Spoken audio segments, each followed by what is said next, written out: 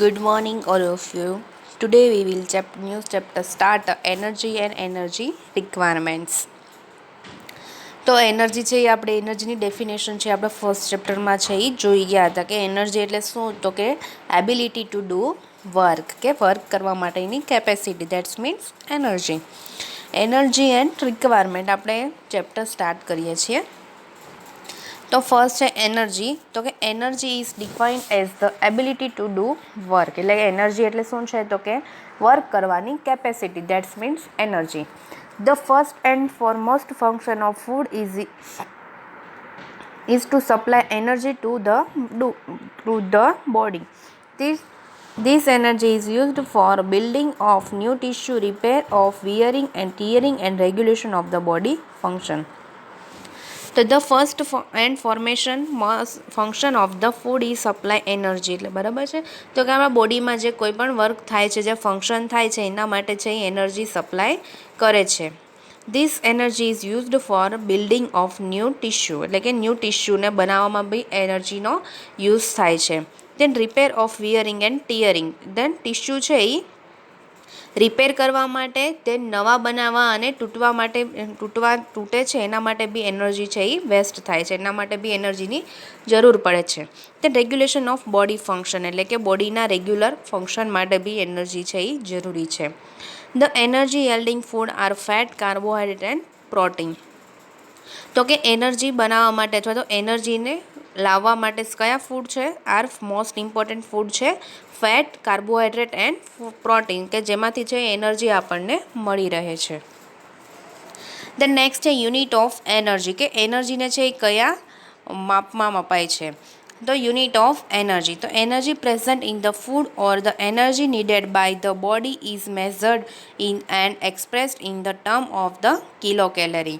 તો energy present in the food એટલે કે ફૂડમાં છે એનર્જી પ્રેઝન્ટ હોય છે. The energy needed by the body is measured. શેનાથી મપાય છે એનર્જીને? તો express in term of the kilo calorie. એનર્જીને છે એ કિલો કેલરીમાં છે એ માપવામાં આવે છે. The kilo calories is generally express as the calorie written with a capital C. તો kilo calorie is generally express એટલે કે કિલો કેલરી છે લખવાની જરૂર છે નહીં. તમે કિલો કેલરી બી લખી શકો છો અને રિટન વિથ અ કેપિટલ સીમાં છે બી લખી શકો છો. The kilocalorie is defined as the amount of heat required to raise the temperature of 1 kg of water by these calories is 100 times bigger than the calories used in the physics. The kilocalories is defined as the amount of has required to raise to temperature of the 1 kg. એટલે કે 1 kg વોટરમાં છે તો એમાં શું થાય છે તો કે એના માટે શું થાય છે, તમે જે પાણી પીવો છો તો એનાથી શું થાય છે તો કે તમારા બોડીનું રેગ્યુલેશન છે એ જળવાઈ રહે છે, તમારા બોડીનું ટેમ્પરેચર છે એ જળવાઈ રહે છે. This calories is 100 times bigger than the calories. બરાબર છે. જે તમે ટેમ્પરેચર તમારું છે એ શું થાય છે તો કે તમારા બોડીનું ટેમ્પરેચર વધે છે, એવી રીતે તમારું ટેમ્પરેચર વધતા શું થાય છે તો કે બોડીમાંથી છે એ વોટર લોસ થાય છે. એટલે કે 1 kg જેટલું વોટર છે એ લોસ થાય છે. અને એના કરતાં be bigger than calories used in physics. એટલે કે તમે કોઈ પણ બીજી એક્ટિવિટી કરો છો, એટલે કે કોઈ પણ તમે હાર્ડ વર્ક કરો છો તો એમાં છે વધારે કેલેરીનો છે એ યુઝ થાય છે અને શેમાં લેવામાં આવે છે? કિલો કેલેરીમાં. ધ નેક્સ્ટ વન છે the international unit of energy is the joule. તો બીજા એનર્જીને શેમાં મપાય છે? ઇન્ટરનેશનલ યુનિટ શું છે એનો? તો કે જૂલમાં મપાય છે. It is the energy expended when 1 kg is moved 1 meter by a force of 1 Newton. તો ઇન્ટરનેશનલ યુનિટ શું છે એનર્જીનો? તો કે જૂલમાં મપાય છે. It is the energy expend when 1 kg kilo calorie છે તો ઇઝ મૂવડ 1 મીટર, એટલે કે 1 મીટર સુધી યુઝ થાય છે અને force of 1 newton. The scientists and nutrients it are considered with large amount of energy, so they use the unit kilo calorie અથવા તો કિલો જૂલ ઓર mega joule two express energy. જો વધારે કેલેરીની જરૂર પડતી હોય અથવા તો વધારે કેલેરી જોતી હોય તો છે એ આપણે છે એ scientist and nutritional are consider with large amount of energy, એટલે કે વધારે પ્રમાણમાં જો એનર્જી હોય તો એને કયા યુનિટમાં મપાય છે, તો કે કિલો કેલરીસમાં, કિલો જૂલમાં ઓર ધ મેગા જૂલ, એટલે કે કિલો કરતાં બી જો વધારે કેલરીની જરૂર પડે તો વધારે એનર્જી હોય તો એને મેગા જૂલમાં આપણે છે એ માપી શકીએ છીએ, અથવા તો એનો જે મેગા જૂલમાં છે એ આપણે દર્શાવી શકીએ છીએ. The 1 kilocalorie is equal to 4184 joule and 4.184 kilojoules. તો 1 કિલો કેલરી છે કેટલા એનર્જી હોય છે, તો કે 4184 જૂલ, એન્ડ આપણે કિલો જૂલમાં લેવા જઈએ તો એને પોઈન્ટ આવશે 4.184 kilo joule. then 239 kilo calories is equal two 1 mega joule. જો 239 કિલો કેલરીઝ હોય તો એના આપણે જૂલમાં કેવી રીતે લખી શકશું, તો કે 1 mega joule is equal to 239 kilo calories. Then energy value of food, કે પ્રોટીન છે, ફેટ છે, કાર્બોહાઈડ્રેટ છે, એમાંથી કેટલા પ્રકારની છે એ કેટલા કેલરી છે એ મળી રહે છે. તો 1 gram protein is equal to 4 kilo calorie અને 70 કિલો જૂલમાં છે એ કેલરી એનર્જી છે એ મળે છે. દેન 1 ગ્રામ ફેટમાં is equal to 9 kilo calorie energy મળે છે અને જૂલમાં આપણે જોવા જાય તો 37 કિલો જૂલ મળે છે. Then 1 gram carbohydrate is equal to 4 kilo calorie અને જૂલમાં જોવા જઈએ તો 70 કિલો જૂલ છે એ આપણને એનર્જી છે એ મળી રહે છે. About 60 to 65% of the total energy requirement should be from carbohydrate, 20 to 30% from fat and 50% of protein. તો જે 60 to 65 કે જે એનર્જી છે આપણને જરૂર છે તો એ આપણને શેમાંથી મળી રહે છે, તો કે કાર્બોહાઈડ્રેટમાંથી 20 to 30% મળે છે. દેન આપણને જે છે એ શેમાંથી મળી રહે છે એનર્જી છે 60 to 65% છે એ એનર્જી કાર્બોહાઈડ્રેટમાંથી મળે છે. દેન 20 to 30% છે એ એનર્જી ફેટમાંથી મળે છે અને 50% છે એ પ્રોટીનમાંથી મળી રહે છે. દેન ઇડિયન્ટ reference man and woman already discuss, બરાબર છે. તો આ મેન ફિમેલ કરતાં મેલમાં છે એનર્જીની જરૂર છે એ વધારે પડે છે. નેક્સ્ટ આપણે જોઈએ તો કે energy require for different category of people. તો energy requirement for different category of people, એટલે કે ડિફરન્ટ કેટેગરીમાં છે એ એનર્જીની જરૂર છે એ અલગ અલગ રીતે પડે છે. તો કેટેગરી વાઇઝ છે એ એનર્જીની જરૂર છે એ પડે છે. તેમાં ફર્સ્ટ છે energy required for basal metabolism. This is about 1 kilo calorie per hour for every kg of body weight for an adult. તો energy required for basal metabolism, basal મેટાબોલિઝમમાં શું થાય છે, તો કે બેઝલ મેટાબોલિઝમ પ્રમાણે છે એનર્જીની જરૂર પડે છે કે કેવી રીતે છે એ ચયાપચયની ક્રિયા થાય છે. This is about 1 kilo calorie per hour for every kg of body weight for an adult. તો કે એડલ્ટમાં છે એ 1 કિલો કેલરી છે એ શેમાં જરૂર પડે છે, તો કે ચયાપચયની ક્રિયામાં છે એ એનર્જીની છે એ જરૂર પડે છે એવરી પર કેજી.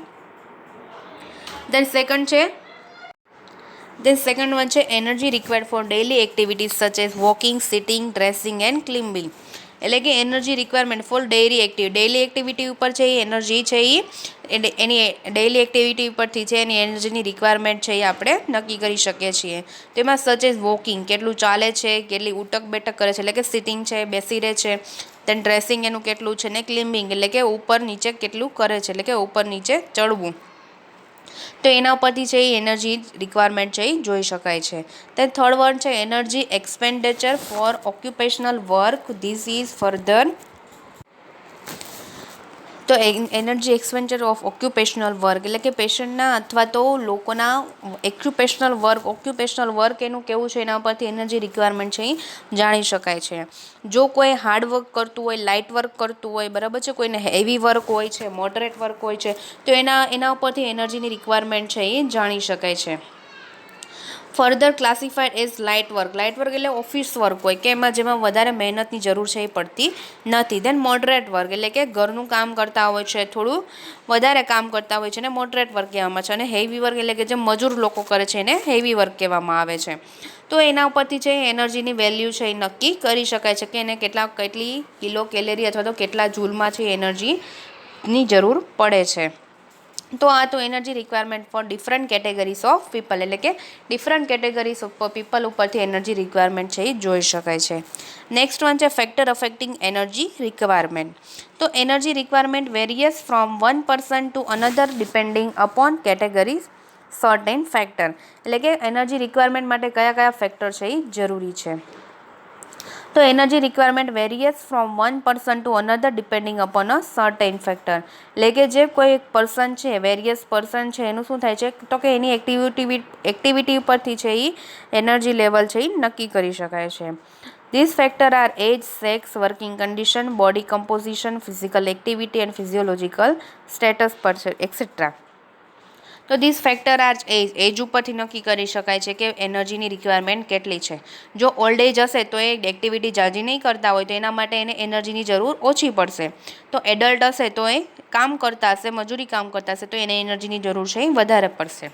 દેન સેક્સ છે તો કે મેલ કરતાં ફિમેલમાં ઓછી એનર્જીની જરૂર પડે છે અને મેલને છે એ વધારે એનર્જીની જરૂર પડે છે. શું કામ? તો કે મેલ છે એ વધારે વજન છે એ ઉચકી શકે છે અથવા તો વધારે છે એ એક્ટિવિટી કરી શકે છે, એટલા માટે મેલને છે વધારે એનર્જીની જરૂર પડશે. દેન વર્કિંગ કન્ડિશન, એટલે કે એના વર્કિંગ કન્ડિશન ઉપરથી જોઈ શકાય છે કે કયા પ્રકારનું કામ કરે છે. દેન બોડી કમ્પોઝિશન ઉપરથી કે એનું બોડી કયા પ્રકારનું છે. ફિઝિકલ એક્ટિવિટી ઉપરથી કે એ જે પર્સન છે કયા પ્રકારનું કામ કરે છે. અને ફિઝિયોલોજીકલ સ્ટેટ ઉપરથી કે કયા સ્ટેટમાં એ રહે છે. જો આઉટ ઓફ કન્ટ્રી રહેતા હોય, બરાબર છે, ઇન્ડિયામાંથી બહાર રહેતા હોય તો ત્યાં છે મજૂરી વર્ગ છે ઓછું કરવાનું આવે છે, તો એના લીધે એને એનર્જીની જરૂર છે એ ઓછી પડશે. અહીંયા વધારે પુઅર લોકો છે એને મજૂરી છે એ વધારે કરવી પડે છે, એટલે અહીંયા આપણે બધા ઇન્ડિયામાં છે વધારે લોકોને એનર્જીની જરૂર પડશે. તો એના ફિઝિયોલોજીકલ સ્ટેટસ ઉપરથી બી છે એ જોઈ શકાય છે. Then energy requirements have been laid down by various expert group of FAO and WHO. તો food agriculture organisation and WHO world health organisation પરથી એ નક્કી કરવામાં આવ્યું છે કે કોને કેટલી એનર્જીની જરૂર છે એ પડે છે. It has become customary for the countries to lay down their own standards. તો અલગ અલગ કન્ટ્રી વાઇઝ છે એ અલગ અલગ એનર્જીની જરૂર છે એ પડે છે. Then standard in India recommended by the ICMR which are given in the following. તો કે ઇન્ડિયન કાઉન્સિલ મેડિકલ રિસર્ચ પ્રમાણે છે એ સ્ટાન્ડર્ડ વાઇઝ, એટલે કે ઇન્ડિયામાં છે એ સ્ટાન્ડર્ડ વાઇઝ લોકો વાઇઝ છે એ કેટલી એનર્જીની જરૂર પડે છે એ આપણે જોયું છે. કયા કયા ગ્રુપમાં કયા કેટલી એનર્જીની જરૂર પડે છે એ આપણે નીચે જોઈશું. તો એવું કોણે રેકમેન્ડેડ કર્યું છે? તો કે ઇન્ડિયન કાઉન્સિલ મેડિકલ રિસર્ચમાં. તો ફર્સ્ટ છે સ્પેસિફિક ગ્રુપ, એમાં ફર્સ્ટ છે પ્રેગ્નન્સી. તો the energy requirement of woman during pregnancy are increased plus 300 kilo calorie daily for the growth of foetus. તો કે પ્રેગ્નન્સી છે તો કે ડ્યુરિંગ પ્રેગ્નન્સી છે તો ડ્યુરિંગ પ્રેગ્નન્સી મધરે છે એનર્જીની જરૂર છે એ વધારે પડશે. શું કામ? તો કે ફિટસને એટલે કે બેબીના ગ્રોથ એન્ડ ડેવલપમેન્ટ માટે. તો એને રૂટીન એનર્જી કરતાં પ્લસ 300 કિલો કેલરીની જરૂર છે એ ડેઇલી વધારે પડશે. તો કે એના માટે શું કામ? તો કે બેબીના ગ્રોથ માટે. then લેક્ટેશન, તો કે during first 6 month of lactation the increase of energy is plus 550 calorie per day and during next 6 month it is a plus 400 kilo calorie. This extra energy is needed for the secretion of milk. તો lactation એટલે કે જે breast feeding કરાવતી mother છે તો during first month કે after baby deliver થઈ ગયું છે પછીના જે 6 month છે એ બેબી ફીડિંગ કરાવતી હશે, એટલા માટે એને વધારે કેલેરીની જરૂર પડશે. શું કામ? તો કે બેબી છે એ ફીડિંગ કરે છે એટલા માટે.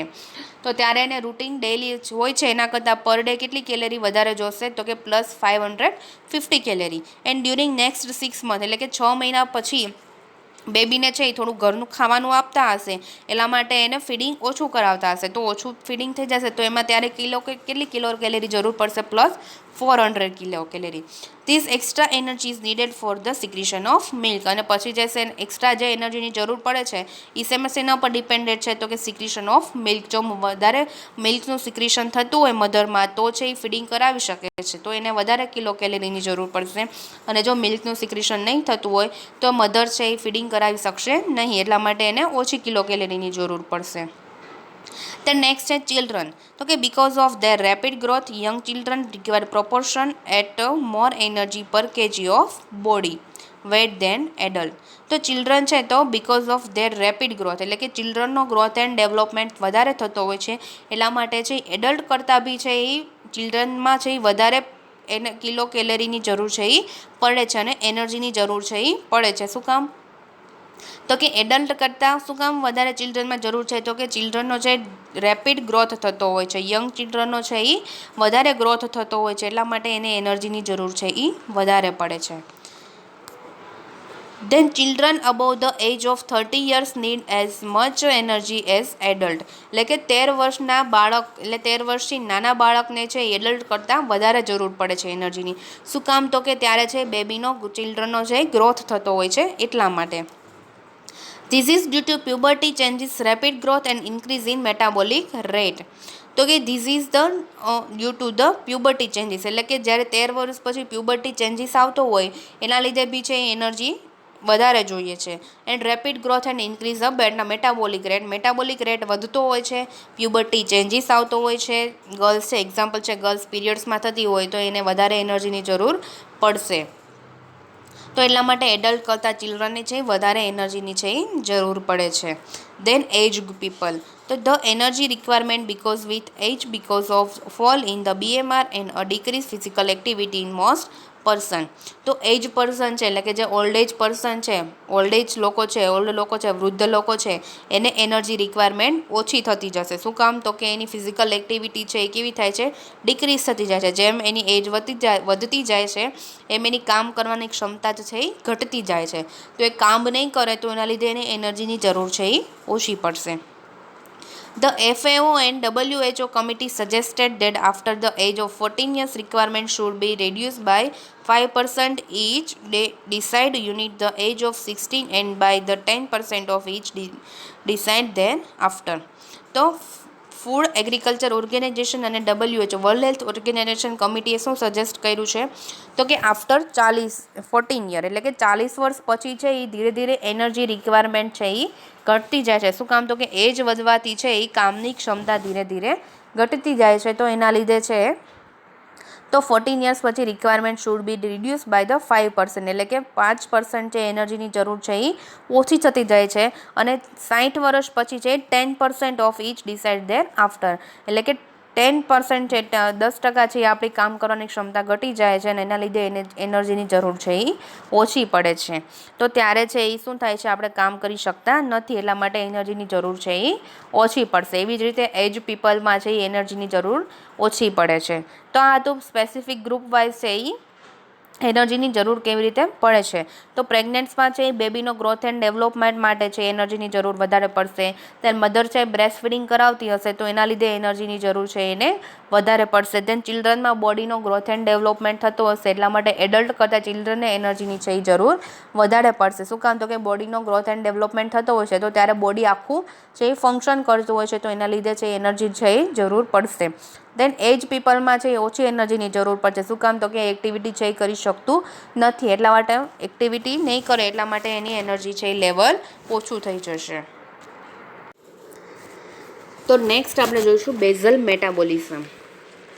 તો બેઝલ મેટાબોલિઝમ એટલે BMR, basal metabolic rate.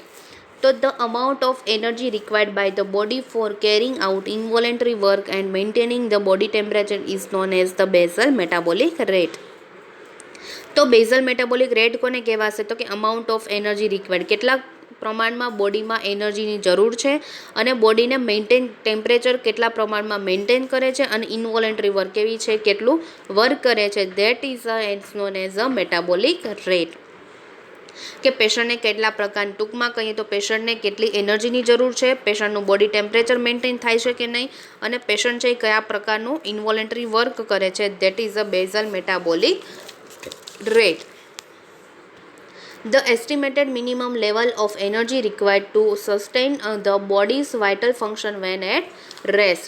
The estimated minimum level of energy requirement of certain the body's vital function. Vital function એટલે તો કે બોડીમાં હાર્ટ છે, કિડની છે, લીવર છે, બ્રેઇન છે, બધા ફંક્શન કરતા હોય તો એના માટે છે એનર્જીની જરૂર પડે છે અને એના માટે BMR છે એ વધે છે.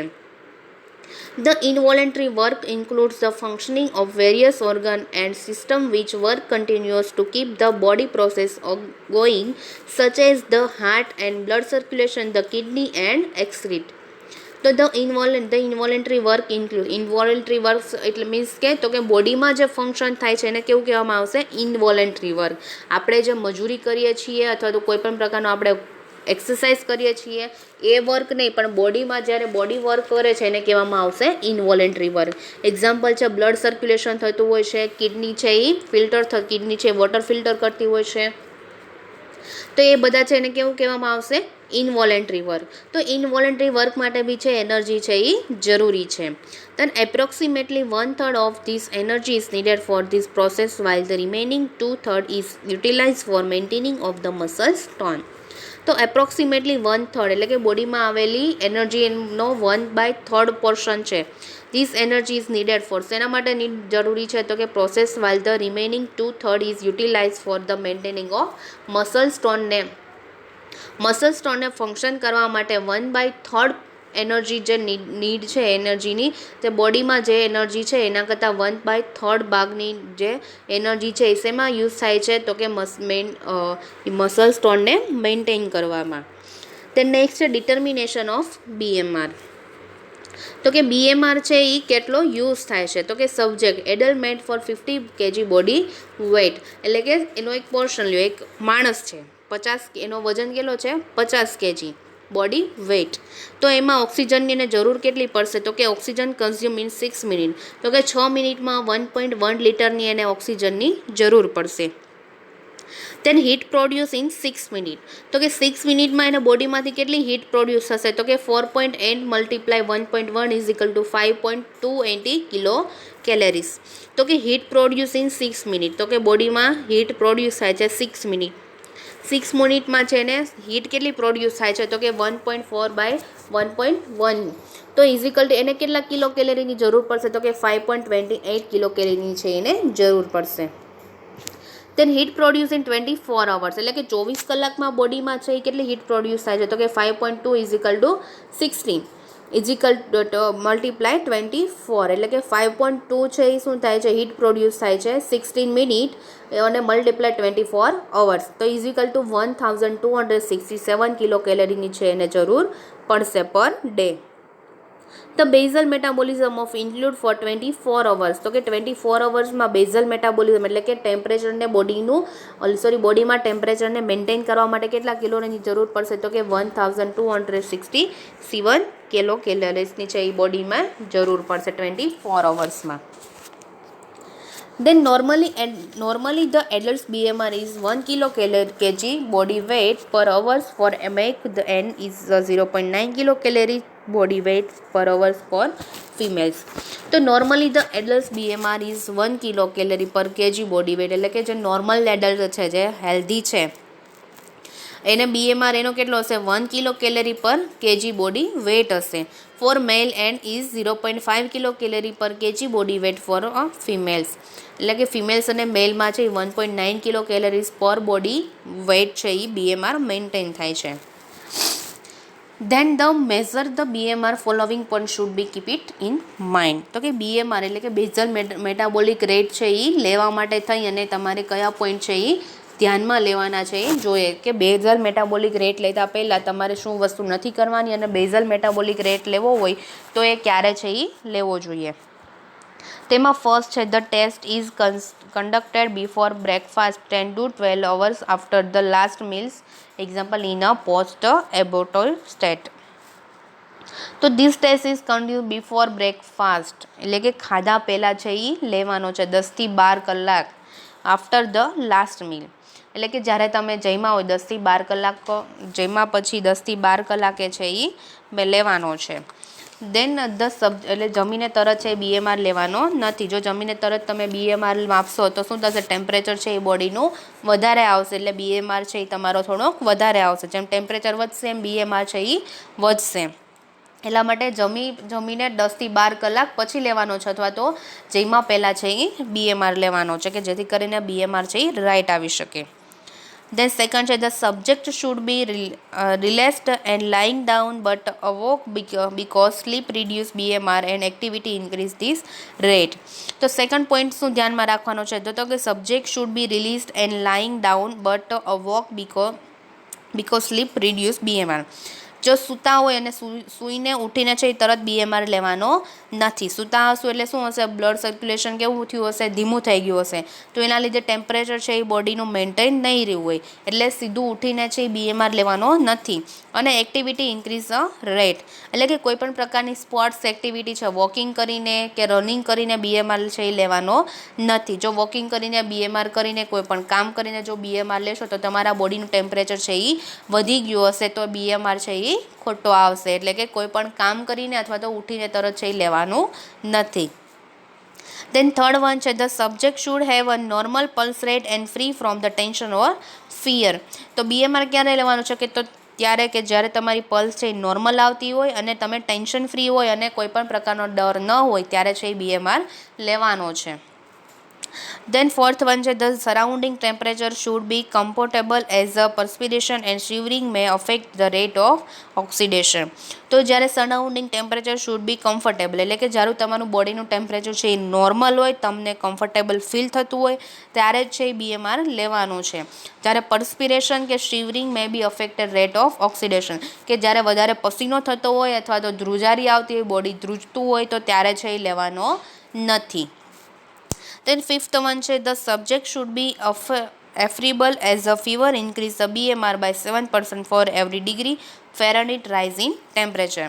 તો કે the subject should be affable as a fever, એટલે કે જ્યારે બોડીનું ટેમ્પરેચર વધારે હોય, તાવ આવતો હોય ત્યારે છે BMR લેવાનો નથી. જો ફીવર આવતો હશે ને તમે BMR લેશો તો જે નોર્મલ BMR કરતાં 7% BMR છે એ તમારો વધારે આવશે, એટલે કે જ્યારે તાવ આવતો હોય ત્યારે છે એ BMR લેવાનું નથી.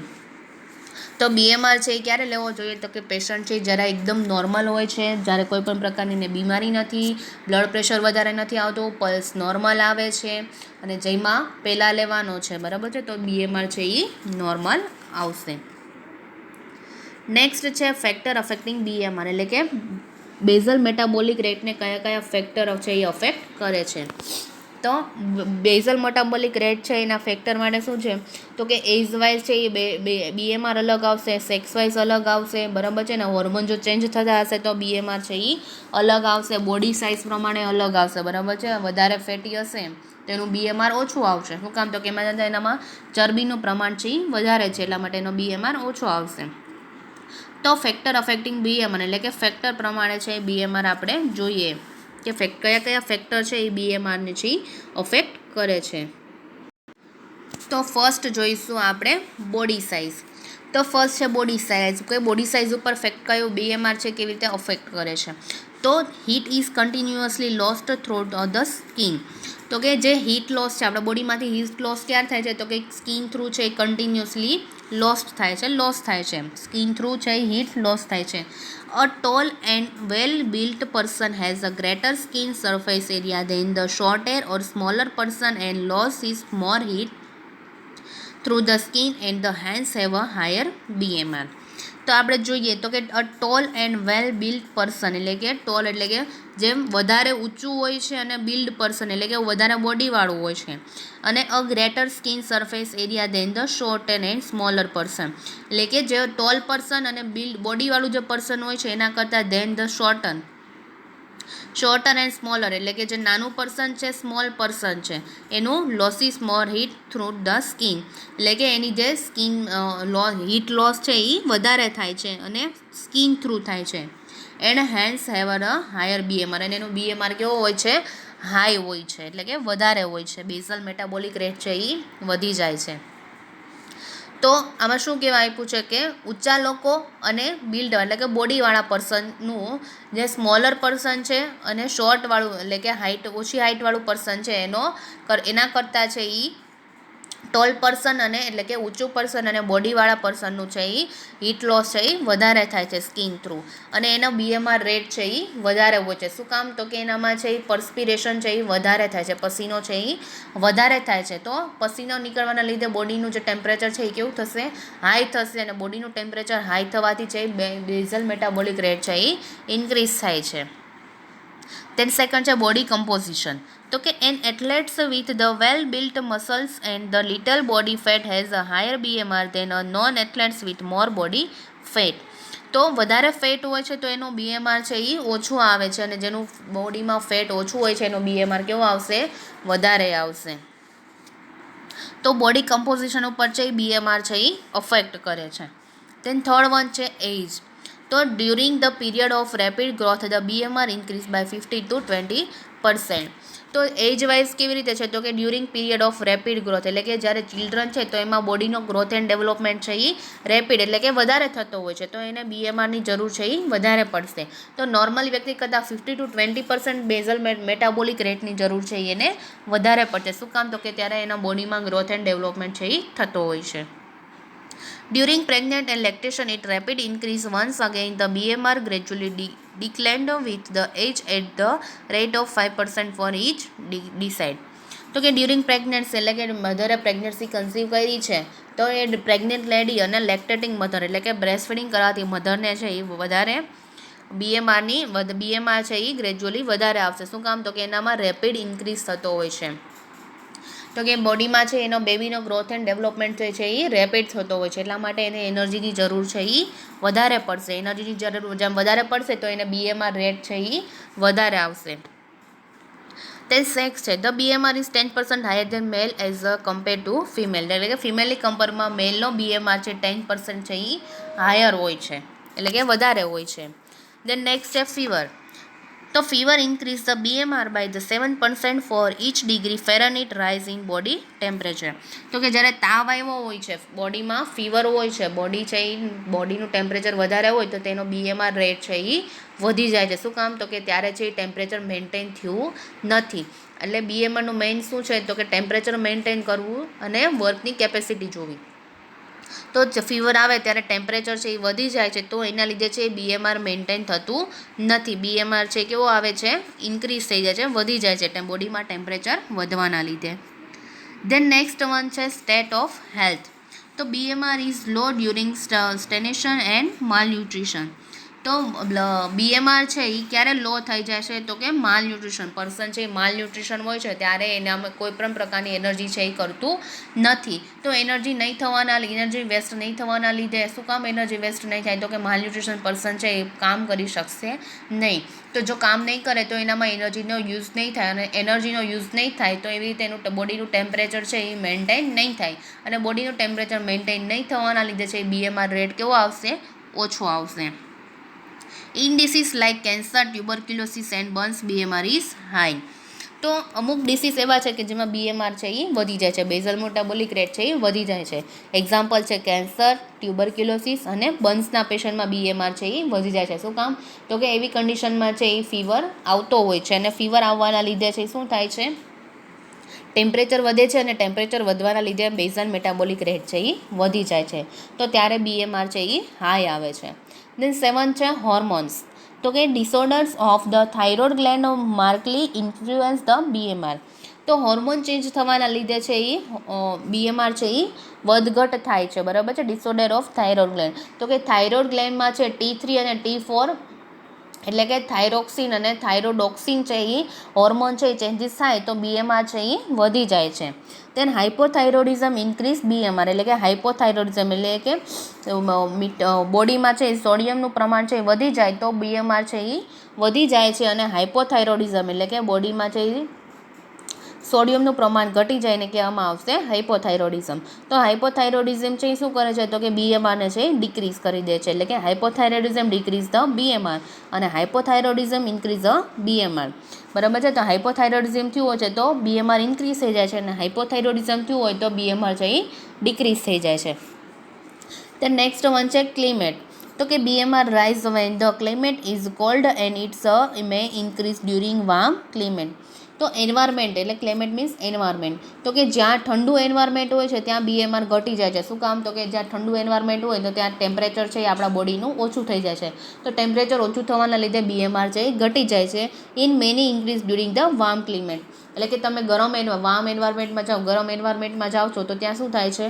તો કે બોડીનું ટેમ્પરેચર છે એ વધી જાય છે, અને બોડીનું ટેમ્પરેચર વધવાના લીધે BMR છે એ વધી જાય છે.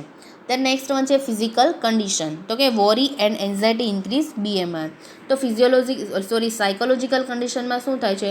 તો કે કોઈ પણ પ્રકારનું ટેન્શન આવવાથી, ચિંતા આવવાથી બોડી શું કરે છે? એકદમ ફંક્શન કરે છે, બરાબર છે. માઇન્ડને શું થાય છે? ટેન્શન આવે છે, ડિપ્રેશનમાં જતું રહે છે, ચિંતા થાય છે. તો એના લીધે છે બોડી શું કરશે? ફટાફટ ફંક્શન કરશે. કોઈ બાજુ જો ટેન્શન આવશે તો તમારા હાર્ટબીટ વધી જશે, તમારું બ્લડ પ્રેશર વધી જશે. તો બ્લડ પ્રેશર વધવાના લીધે બોડીનું ટેમ્પરેચર છે શું થાય છે? વધે છે. શું કામ? તો કે ત્યારે છે બોડીએ શું કર્યું છે? ફંક્શન કર્યું છે, વધારે ફંક્શન કરે છે. તો એના લીધે ટેમ્પરેચર વધશે, અને ટેમ્પરેચર વધવાના લીધે BMR છે એ વધી જશે. તો આવી રીતે છે ફેક્ટર અફેક્ટિંગ છે એ BMR ઉપર ફેક્ટર અફેક્ટિંગ છે એ અસર કરે છે. કે બોડી સાઇઝ ઉપર અફેક્ટ કરે છે, કેવું કેટલું બોડી સાઇઝ ઉપરથી BMR કેટલું હોવું જોઈએ. દેન બોડી કમ્પોઝિશન ઉપરથી નક્કી થાય છે. એજ ઉપર અફેક્ટ કરે છે, સેક્સ ઉપર અફેક્ટ કરે, ફીવર આવે ત્યારે BMR અફેક્ટ કરે છે. દેન હોર્મોન્સ ઉપર BMR છે એ અફેક્ટ કરે છે, કે જ્યારે હોર્મોન ચેન્જ થાય ત્યારે છે એ BMRમાં છે વધઘટ, વધારો ઘટાડો છે એ થાય છે. દેન સાયકોલોજીકલ કન્ડિશન ઉપર છે એ અસર થાય છે. ચલો નેક્સ્ટ વન જોઈએ, ઓબેસિટી. તો ઓબેસિટી એટલે શું? તો કે ઓબેસિટી એટલે શું? તો કે બોડીમાં છે એ જરૂર કરતાં વધારે ફેટનો સંગ્રહ થયેલો હોય અને મેદસ્વીતા જોવા મળે એને કહેવામાં આવશે ઓબેસિટી. તો ઓવરવેઇટ એટલે કે બોડીનો વેઇટ હોવો જોઈએ, હાઇટ પ્રમાણે જેટલો વેઇટ હોવો જોઈએ એના કરતાં જો વધારે હોય તો એને કહેવામાં આવશે ઓબેસિટી. તો overweight and obesity after over 25 adults in the development countries and can lead to serious health problems if not treated early. The common cause of obesity is consumption of food is excessive of requirement. તો જ્યારે overweight and obesity affect 25 adult એટલે કે 25% adult છે એમાં obesity છે એ રહેલી છે. તો એ શેના લીધે રહેલી છે? તો કે અને જે ઓબેસિટી છે એ સિરિયસ હેલ્થ પ્રોબ્લેમ છે, બરાબર છે. ઓબેસિટીના લીધે હાર્ટ ડિસીઝ થવાની શક્યતા છે એ વધી જાય છે, એટલા માટે ઓબેસિટી છે એ સિરિયસ હેલ્થ પ્રોબ્લેમ છે. It is not treated early, એ છે ઝડપથી ટ્રીટ કરી શકાતો નથી. વેઇટ લોસ છે એ ઝડપથી થઈ શકતો નથી. The common cause of obesity, તો ઓબેસિટી શેના લીધે જોવા મળે છે? તો કે consumption of food in axis of the requirement. આપણા બોડીને જેટલી ફૂડની રિક્વાયરમેન્ટ છે એના કરતાં વધારે એક્સેસ ફૂડ, એટલે કે એના કરતાં વધારે આપણે જો કન્ઝપ્શન કરીએ એટલે કે ફૂડ લઈએ છીએ એના લીધે છે એ ઓબેસિટી આપણે આવે છે. તો કે જેટલું જોઈએ એટલું જ ખાવું જોઈએ. જો જરૂર કરતાં વધારે જો ખાઈએ તો ઓબેસિટી થવાના ચાન્સીસ છે એ વધારે રહે છે, અને ઓબેસિટી છે એ એક સિરિયસ હેલ્થ પ્રોબ્લેમ છે, અને એના લીધે છે હાર્ટ ડિસીઝ છે, કિડની ડિસીઝ છે થવાના ચાન્સીસ છે એ વધી જાય છે. એટલા માટે ઓબેસિટી છે એ ડેન્જરસ છે એ ડિસીઝ છે. Obesity is very common among the people of a high income group in India and people living in western countries. તો obesity is very common among the people એટલે કે હાઈ ઇન્કમ, એટલે કે જેની વધારે income હોય, જે વધારે ઇન્કમ ગ્રુપવાળા હોય છે, એટલે કે જેની આવક વધારે હોય છે એ લોકોની એમાં છે મોસ્ટલી ઓબેસિટીનું પ્રમાણ છે એ હોય છે. શું કામ? તો કે એની આગળ વધારે પૈસા છે તો એ સારું ફૂડ લઈ અને ખરીદી શકી અને ખાઈ શકશે, એટલા માટે એને વધારે ઓબેસિટી થશે. જ્યારે પુઅર લોકો છે તો એ સારું ફૂડ નહીં ખરીદી શકે, એને પૂરતું ખાવાનું નહીં મળી રહે, તો એના લીધે છે એ ઓબેસિટીનો પ્રશ્ન છે એ ઓછો આવશે. તો in India and people living in western કન્ટ્રીઝમાં છે એ જો જીવતા હોય, રહેતા હોય તો એનામાં બી છે ઓબેસિટીનું પ્રમાણ છે એ વધારે હોય છે. It is more common in people who live sedentary life. તો મોસ્ટ કોમન પીપલ છે જે સારી રીતે લાઈફ જીવતા હોય, તો જે સારી રીતે જે લાઈફ જીવે છે એનામાં ઓબેસિટીનું પ્રમાણ છે એ વધારે હોય છે. શું કામ? તો કે એ બિંદાસવાળી લાઈફ જીવતા હોય છે, એને કંઈ ટેન્શન ન હોય, જ્યારે એને ખાવાનું મળી રહે ત્યારે ખાઈ લે છે, અને જો ખાવા જોઈએ એવું એને મળી રહે છે, બરાબર છે. એટલે જેની ઇન્કમ વધારે હોય છે, જે પૈસાવાળા હોય છે, સારું ફૂડ લે છે અને વધારે ચીઝ ને એવું બધું ખાતા હોય તો એનામાં ઓબેસિટીનું પ્રમાણ છે એ વધારે હોય છે. દેન અસેસમેન્ટ ઓફ ઓબેસિટી એટલે કે અસેસમેન્ટ ઓફ ઓબેસિટી, તો કે આપણા પ્રમાણમાં ઓબેસિટીનું પ્રમાણ કેટલું છે એ જોવા માટે આપણે કેવી રીતે અસેસ કરવું એ જોઈએ. તો કે there are various method use to assess the obesity એટલે કે ઘણી બધી મેથડ છે ઓબેસિટી માપવા માટેનું અસેસ કરવા માટે. The most effective and scientific method is BMI એટલે કે બોડી માસ ઇન્ડેક્સ ઉપરથી છે આપણે કેટલી ઓબેસિટી છે એ આપણે જોઈ શકીએ છીએ. તો બોડી માસ ઇન્ડેક્સ, તો કે today the weight of an individual is assessed on a more scientific basic known as the body mass index. તો બોડી માસ ઇન્ડેક્સની એક ફોર્મ્યુલા છે, એ ફોર્મ્યુલા ઉપરથી આપણે જોઈ શકીએ છીએ કે બોડીમાં ઓબેસિટી છે કે નથી. તો BMI એટલે કે body mass index is equal to weight in kilogram divided by height in metre per square. તો is equal to weight by height is square, બરાબર છે. તો normal value of man weight by height square. Then for વુમનમાં પણ એ જ formula છે એ લાગુ પડે છે, બરાબર છે. તો વેલ્યુ ઓવર 25 ઇન્ડિકેટ ઓબેસિટી એટલે કે 25 ઉપર ઓબેસિટી આવે તો એને શું કહેવામાં આવે છે? ઓબેસિટી કહેવામાં આવે છે. BMI છે એ 25 ઉપર આવે તો એને ઓબેસિટી કહેવાય. આપણે આગળ જોઈએ કે કેવી રીતના છે એ ઓબેસિટી ચેક કરવાની છે બેઝલ માસ ઇન્ડેક્સ ઉપરથી. તો BMI is commonly used formula to classify the obesity and overweight in adult. એડલ્ટમાં ઓવરવેટ હોય, ઓબેસિટી હોય તો આ ફોર્મ્યુલા છે એ જોવાની છે. તો BMI is defined as the weight in kilogram divided by the square of the height in meter. તો હાઇટ છે એ મીટરમાં લેવાની છે અને શું કરવાનું છે કે વેઇટ લેવાનો છે, વેઇટ ઇન કિલોગ્રામ અને ડિવાઇડેડ બાય શું કરવાનું છે? સ્ક્વેર કરવા, હાઇટનો સ્ક્વેર કરવાની છે. એટલે હાઇટ હોય એના કરતાં મલ્ટીપ્લાય કરીને ડબલ કરી દેવાની છે. For example, an adult for weight 70 kg and height is 1.75 meter will have a BMI of 22.9. તો એક્ઝામ્પલ લે છે કે એક એડલ્ટ છે એનો વજન કેટલો છે? 70 kg અને એની હાઇટ કેટલી છે? 1.75 metre. Will be have a BMI is equal to, એનો BMI કેટલો છે? 22.9. તો BMI of man is equal to 70 kg છે. તો જે મેં એડલ્ટ લીધો તો એનો વેઇટ કેટલો છે? 70 kg છે. એને ડિવાઇડેડ બાય કેટલા કરવાના છે? મીટર સ્ક્વેર કરવાનો છે. તો એની હાઇટ કેટલી છે? 1.5 સેન્ટીમીટર છે. તો 1.75 નો સ્ક્વેર કરવાનો છે એટલે 1.75 મલ્ટીપ્લાય 1.75 ઇઝ ઇક્વલ ટુ 200, એટલે એને ડિવાઇડેડ બાય કરી દેવાનું છે. 70 ભાગ્યા છે એ 1.5 નો સ્ક્વેર કરવાનો છે એટલે 22.9 BMI છે એ આવશે. તો 22.9 BMI છે એ કેવો છે? નોર્મલ છે, એટલે એને ઓબેસિટી હશે નહીં. તેને આપણે વુમનનું લઈએ તો કે a woman weighting 65 kg having a height of 1.55 centimetre will have BMI of 27. તો BMI ઓફ વુમનનો BMI કેટલો છે? ઇઝ ઇક્વલ ટુ એનો વેઇટ કેટલો છે? 65 kg ડિવાઇડેડ બાય 1.55 સ્ક્વેર એટલે કે 1.55 એની શું છે? હાઇટ છે, એનો સ્ક્વેર કરવાનો છે. એટલે 1.55 multiply 1.55 multiply is equal two કેટલા થશે? 2.4 એટલે કે 60.5 વેઇટ બાય ડિવાઇડેડ બાય 2.4. તો એનો BMI કેટલો આવશે? 65 ભાગ્યા 2.4 ભાગ્યા 65 કરશો એટલે એનો આન્સર 27 આવશે. તો નોર્મલ BMI કેટલું હોવું જોઈએ? 25 હોવું જોઈએ. વુમનમાં કેટલું હોવું જોઈએ? 90 to 24 હોવું જોઈએ અને મેલમાં કેટલું હતું? 20 to 25 હતું. તો આપણે જોયું તો કે મેલમાં આપણે જે BMI કર્યું એમાં 22.9 આવ્યું એટલે કે મેલનું BMI છે એ નોર્મલ છે અને ફિમેલનું જે BMI છે એ કેટલું આવ્યું છે? 27 પોઈન્ટ. તો 27 પોઈન્ટ હશે એટલે તો પેશન્ટને શું હશે? ઓબેસિટી હશે. નોર્મલ કેટલું આવવું જોઈએ? 90 to 24 આવવું જોઈએ. એટલા માટે વુમનને છે એ ઓબેસિટી છે એવું આપણે જોઈ શકીએ છીએ.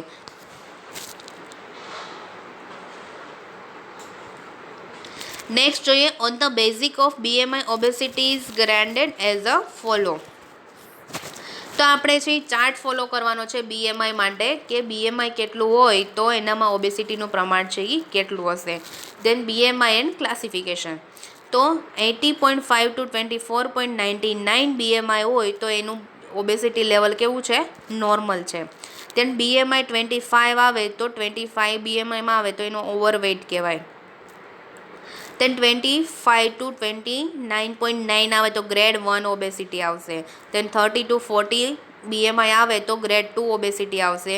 અને લેસ દેન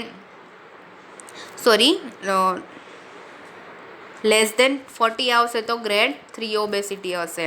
બરાબર છે. તો આવી રીતે છે એ ઓબેસિટી માપી શકાય છે. તો આવી જ રીતે તમારે બી છે તમારું ઓબેસિટીનું લેવલ છે એ ચેક કરવાનું છે અને જોવાનું છે કે તમારે ઓવરવેટ આવે છે કે નોર્મલ છે એ BMI આવે છે. જો 18.5 કરતાં જો BMI નીચે આવે તો એ કેવું ગણાશે? માલન્યુટ્રિશન ગણાશે. બરાબર છે. તો આ તો BMIનું ક્લાસિફિકેશન કે કેટલું BMI આવે તો કેવી રીતે છે એ જોઈ શકાય કે એને ઓબેસિટીનું લેવલ છે એ કેટલું છે. તો અહીંયા છે એ BMI બોડી માસ ઇન્ડેક્સ છે એ કમ્પ્લીટ થાય છે અને અહીંયા એનર્જી લેવલ છે એ પૂરું થાય છે.